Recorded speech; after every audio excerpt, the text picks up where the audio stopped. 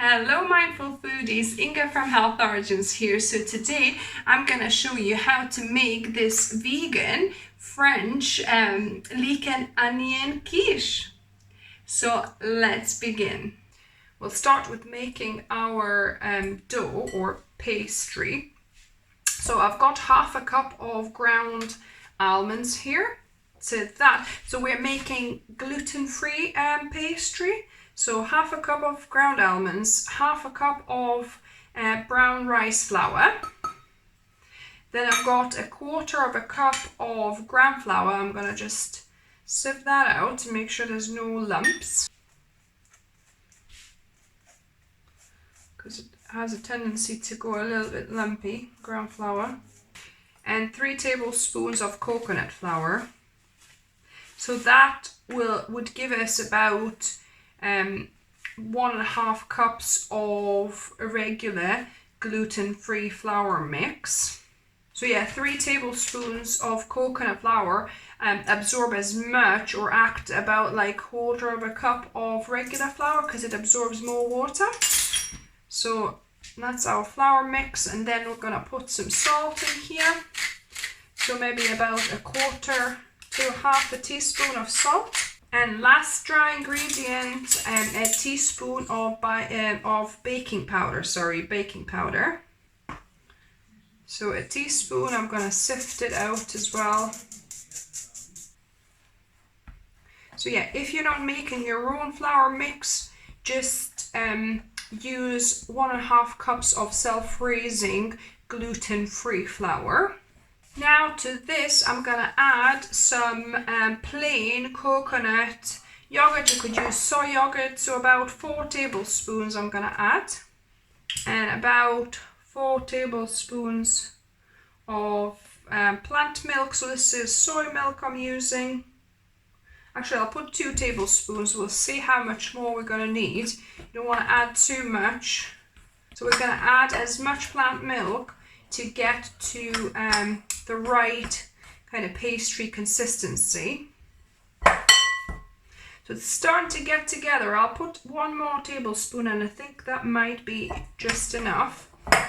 We'll see.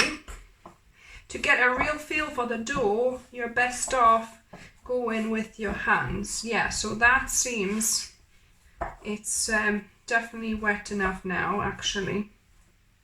Actually, I think I might have put a little bit too much, actually. Those 2 tablespoons of milk would have been enough, that last one. It's so easy to add too much if you're not feeling it with your hands, just mixing with a spoon. So instead of adding just some more of one of the flours, I'm gonna add some tapioca flour or starch, because that just kind of, helps with the fluffiness of the pastry. So yeah, I'm just gonna add a couple of tablespoons here instead of regular flour, and see if that's gonna be a good consistency now, not too wet. And starch actually helps with, with the dough, for it not to stick too much. It kind of makes it nice and pliable and rollable. So now this dough seems perfect to roll out. So I've got 2 pieces of parchment paper. I'm gonna place my dough on one of them and slightly flatten it. And now just slowly work your way into flattening the dough.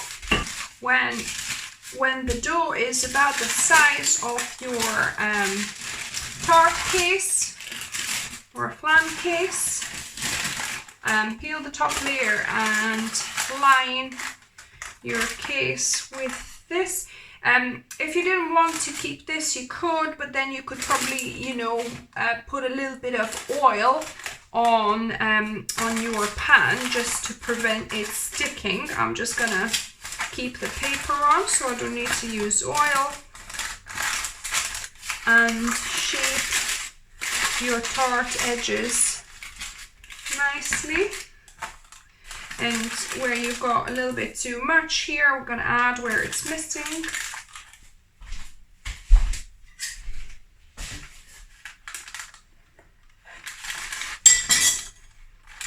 We'll just cut off here and add and mold up here. Just cut bits off and add where it's missing again. So I worked my way around the whole edges and kind of tidied them up. Now I'm gonna make some holes at the bottom so that this case doesn't rise. There we go, and it's ready now to go into the oven at 170 degrees Celsius for 15 minutes. Now we're gonna make the egg mixture. So here I've got 1 cup of aquafaba or chickpea liquid. You could use, any other light bean liquid. It looks a bit white because what happened, it kind of was quite solid from my home cooked chickpeas. It was quite solid in the fridge, so I've tried to make it more liquid to break it up, and it kind of emulsified and it's kind of white already, but that's basically my chickpea liquid. So 1 cup of aquafaba. Then I've got half a cup of actual chickpeas I'm gonna add. Then I've got 200 ml of coconut cream that's at the top of the coconut tin that I've melted. So, or you could use soy cream as well. So 200 grams of plant-based cream. And then I'm gonna add 1/4 teaspoon of namak or kind of sulfuric Indian salt. So this to give it an eggy taste and also the saltiness. I'm not adding too much because we don't want it over salted. We might add some normal salt and pepper later on, but this is just to give that kind of eggy taste and a little bit of saltiness. So I'm gonna blend this in my blender for about half a minute to a minute until it's smooth. The vegan egg mix is ready. It's nice and smooth. Now we're going to prepare our leek and onion mix. So I preheated my frying pan, and here I've got 2 onions sliced. 1 red onion, 1 white. You could just use both red if you want. I kind of wanted a combination of both. So I'm gonna fry my onions first for about 2-3 minutes before adding a couple of leeks. So this is 2 leeks, only white parts sliced up. So I'm dry frying these. It's a non-stick pan, so obviously that's going to help. You could also do on a stainless steel pan as long as you heat it up enough. Do a water droplet test. But if it starts sticking, I've got some olive brine, green olive brine that I'm going to add. So I'll add a bit of nice kind of tanginess and a bit of extra saltiness to this. Or you could just use water or vegetable stock as well to deglaze if it starts sticking. So as you can see, it's starting to soften, become a little bit translucent and also a little bit brown at the bottom, if you can see. So maybe I'll give it another couple of minutes.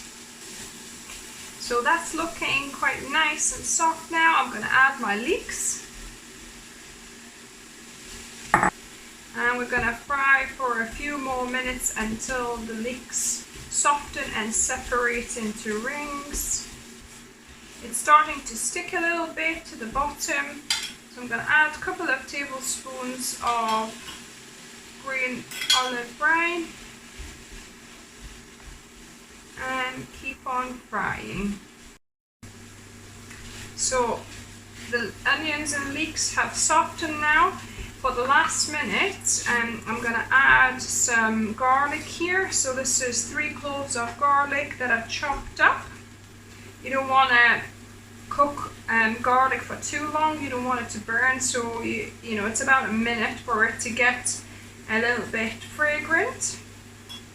So the garlic is sticking a little bit, so I'm just going to add a little bit of my brine here. Mix it all up. And now I'm gonna add my vegan egg mix. And gonna give it a mix. We're gonna get it to simmering and simmer it for maybe 3-4 minutes. And also I'm gonna add some pepper. Just add pepper to your taste. Smells delicious already. So that's nice and bubbling now. I'll let this simmer, mixing every so often for about another 3 minutes. So this has thickened a little bit and it's kind of starting to stick to the bottom slightly. So I think that will be good. It's all nice and soft, so I'm going to switch it off. Switch the heat off. And now I'm going to mix in some fresh herbs. So I've got a little bit of parsley here and a bit of dill that I've chopped up.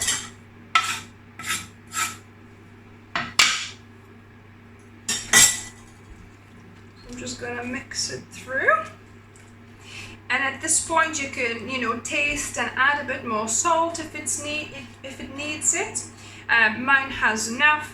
And here I've blind baked my pastry, and actually it took it out of the paper when it cooled down a little bit and put it in so I don't have paper inside. And I'm gonna now just pour all of the mixture into my pastry. And I'm gonna bake this now in 190 degrees Celsius heat oven for 20 to 25 minutes. Our onion and leek tart has baked, so now we want to let it cool down, either to eat warm or actually to cool down fully so that it's cold. I'm gonna have to take this to my vegan baking club, so I'll not be able to kind of slice and show you straight away, but I will save, hopefully I'll save one piece so I can taste test it for you guys. Now on to the taste testing. I've got my trusty taste tester Mark here.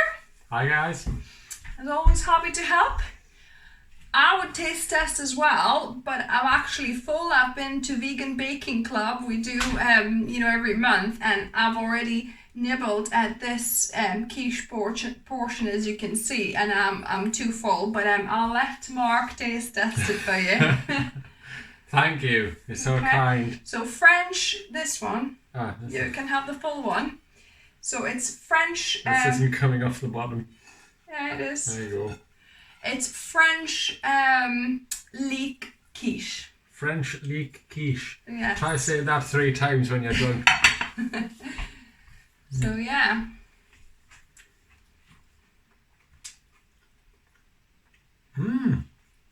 Quite interesting. Creamy. It's quite creamy. And there's a lot of kind of crunch from the onions and things like that. It's quite nice. Yeah. I could taste dill quite a bit, so maybe I've kind of put it too much, but it is nice if you like dill. But if you don't, so maybe omit dill, because you can't quite taste dill within it. Maybe if you wanted to taste leeks and onions more, you just do like the other one. What was that one? Parsley. Parsley, sorry.